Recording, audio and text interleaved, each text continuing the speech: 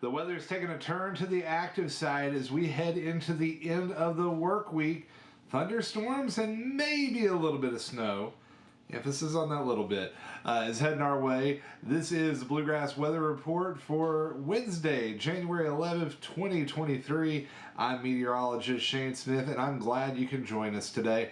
We are tracking some busy weather over the next couple of days. Let's get right to it and show you what's going on in our neck of the woods right now. And as we take a look at the latest updated surface map and radar, courtesy of Radar Omega, you can see we are nice and dry across the Commonwealth tonight. A little bit of area of high pressure off to our northwest. That's going to keep us dry for most of the day on Wednesday, but late in the day, a few showers and storms will roll into western Kentucky, and that's all part of this system that is back over the plains right now. You can see showers and thunderstorms stretching across the Rocky Mountains from Idaho Falls back down to Flagstaff, Arizona. And as this system crosses across the country tomorrow, it's going to pick up a little bit of moisture off the Gulf of Mexico, pick up a little bit of colder air from Canada, and the two are going to come together and bring us a chance of showers and thunderstorms late in the day on Wednesday, and then maybe even some snow on Friday.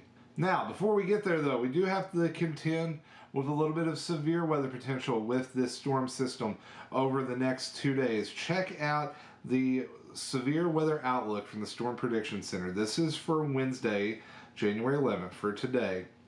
And you'll see, from Owensboro back over to Paducah, we do have a marginal risk of severe weather. That's a 1 out of 5 on the severe weather scale. And that just means there's a very minimal chance of severe weather, but it is something to be aware of.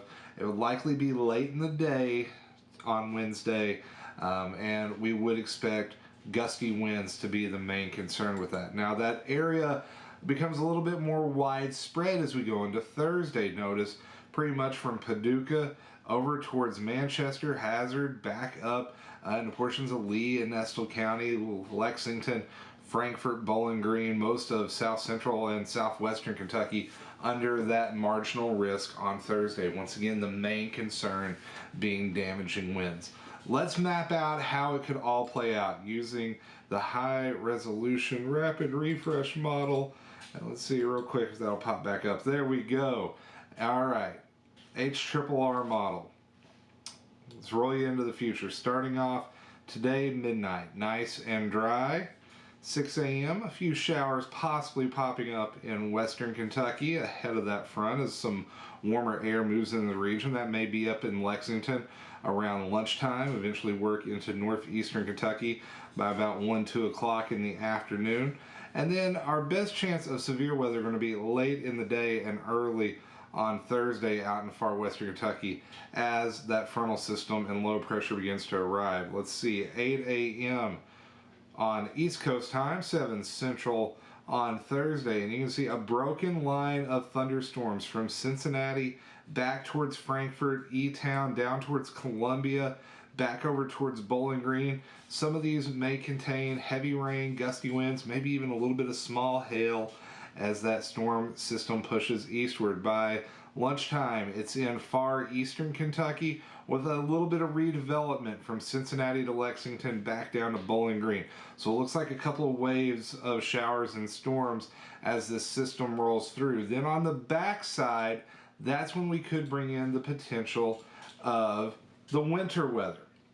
I've got us a Thursday morning GFS zoomed out picture to show you the whole deal.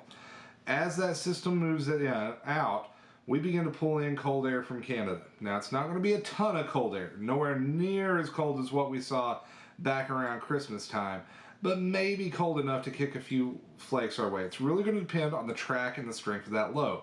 If we can get a flow over the Great Lakes, that can really produce some strong wraparound snow showers. But right now, most of the models are not buying the chances too well. That was a look at the GFS model. How about the Canadian model?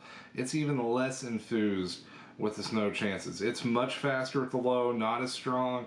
Few scattered snow showers on Friday, maybe lingering into Saturday morning, and then we dry up by Sunday. The European model, Actually pretty similar to the GFS in both intensity and in placement of the low. In fact, it may be even just a tick stronger than our friend the GFS model. And then as we take a look at the NAM model, here's the up-close view of that model, and you'll see those storms coming in Wednesday into Thursday, and then here comes a little bit of light snow on the back side. So how much could we see? That's what everybody wants to know. Well, this is the NAM forecast model, showing most of the state picking up less than an inch down along the Virginia and Tennessee borders, maybe an inch or two, a couple of the higher elevations, 3 to 4 inches. That sounds like a pretty reasonable forecast to me, honestly, at this point. GFS model, something similar, most of the state less than a ½ inch. Down along the mountains in the higher elevations, 1 to 3 inches. That actually sounds like a pretty good little bet. European model, similar story, but not even pulling the snow as far southwest as the previous two models. And here is the short range ensemble forecast.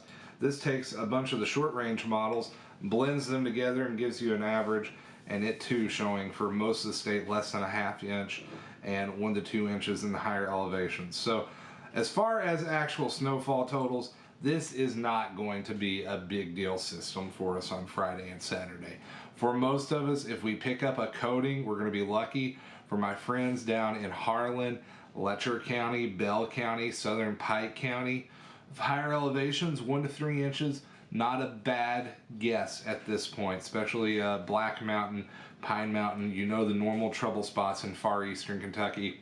Y'all may have a little bit of snow to contend with on Friday and Saturday, but for most of the state, the bigger concern is with the severe weather on Thursday. And that's not looking like a horrible severe weather outbreak, but heavy rain and gusty winds, definitely a possibility, and could cause some issues. So Thursday, a good day to stay weather aware and just keep an eye on things.